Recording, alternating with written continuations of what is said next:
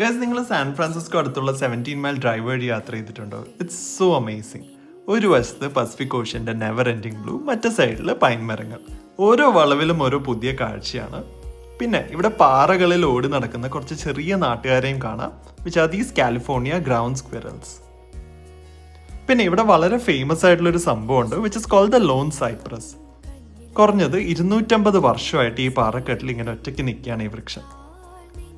Pebble ബീച്ചസും ഈ ഒരു മനോഹരമായിട്ടുള്ള കാഴ്ചയൊക്കെ ആസ്വദിച്ച് ഇനി നമുക്ക് സിറ്റിയിലേക്ക് തിരിച്ചു പോകാം. അവിടുത്തെ ആദ്യത്തെ നമ്മുടെ ഡെസ്റ്റിനേഷനാണ് ഗോൾഡൻ ഗേറ്റ് പാർക്ക്. ഇവിടെ സ്പ്രിംഗ് സീസണാണ്, സോ അതിൻ്റെ ഭംഗി പറയാതിരിക്കാൻ വയ്യ. ഇനിയിപ്പോൾ ഫുഡിനായിട്ട് നമുക്ക് ഇവിടുത്തെ ജപ്പാൻ ടൗണിലേക്ക് പോകാം. ഈ സ്ഥലം മുഴുവൻ വെള്ള ചെറി ബ്ലോസം ഇങ്ങനെ വിരിഞ്ഞ് നിൽക്കുകയാണ്. ഈ ജപ്പാൻ സെൻറ്ററിൽ നിന്ന് ഫുഡും കഴിച്ച് നമുക്ക് വേൾഡ്സ് ഫേമസ് ലാൻഡ്മാർക്ക് ആയിട്ടുള്ള സാൻ ഫ്രാൻസിസ്കോ ബ്രിഡ്ജ് കാണാം. ഇവിടെ അടുത്തുള്ള മാജിക്കൽ ആയിട്ടുള്ള പാലസ് ഓഫ് ഫൈൻ ആർട്സ് കാണാം.